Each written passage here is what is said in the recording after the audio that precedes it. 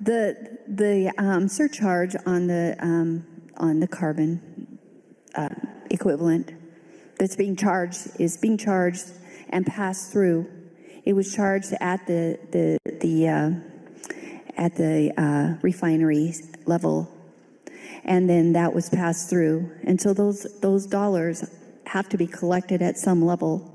And it's something that we should have contemplated because it was obvious in the underlying statute.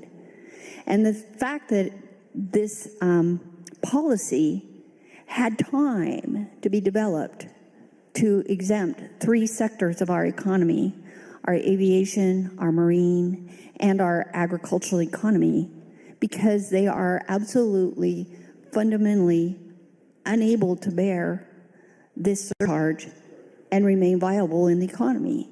And we valued that. That was decided. It was debated. It was agreed upon, and it was enacted into this law as a realization that an economy-wide social cost of carbon has to be recognized, that these industries probably do not have the capacity to sustain the burden as we decarbonize every sector of the economy.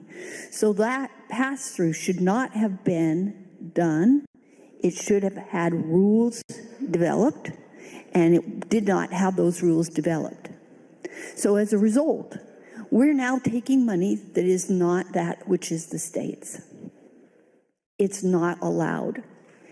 And as a result, we need to at least attempt in a small way to replace the revenues that have been taken from an industry that can't pass that on to their customers.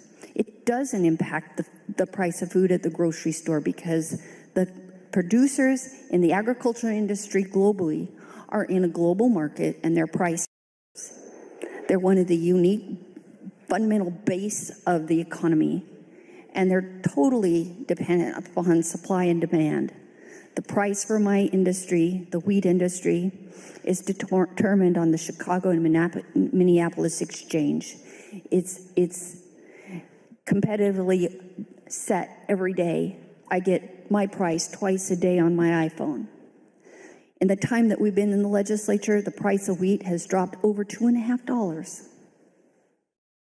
We don't have any control over that. And as a result, we cannot be expected to bear the risk of a surcharge on our fuel at the same time. This makes the agricultural industry whole until such time that the study that the good gentleman rightly said that had passed can perhaps come up with a policy that will not charge these 3 essential sectors of our economy a surcharge that was agreed upon as inappropriate for their industries. So, Madam Speaker, with all humility and recognizing that we may have a difference of opinion, I would urge this body to reconsider and to consider this an essential necessity for our agricultural industry, because we are in a time of high inflation. Fuel prices have increased very rapidly, and we are a very energy-dependent industry. We actually take solar energy and fuel energy to produce the food that feeds the world. I often said that we take recycled dinosaur parts and we recycle dinosaur parts in order to feed a hungry world. And in many ways it feels that way. But we also take our ingenuity, creativity, our scrappiness, our ability to cut expenses down to the bare bone, to work harder than anybody, to do it by ourselves, to create that food. We do it because we have a passion for what we do, but we feel like we owe it to our ancestors that gave us this opportunity. We owe it to our children to provide that legacy going forward, to take and make that land better than it was ever before for the children that follow us, for the generations that follow us, that land will remain highly productive. And if we start bankrupting individual farmers, you lose the intellectual and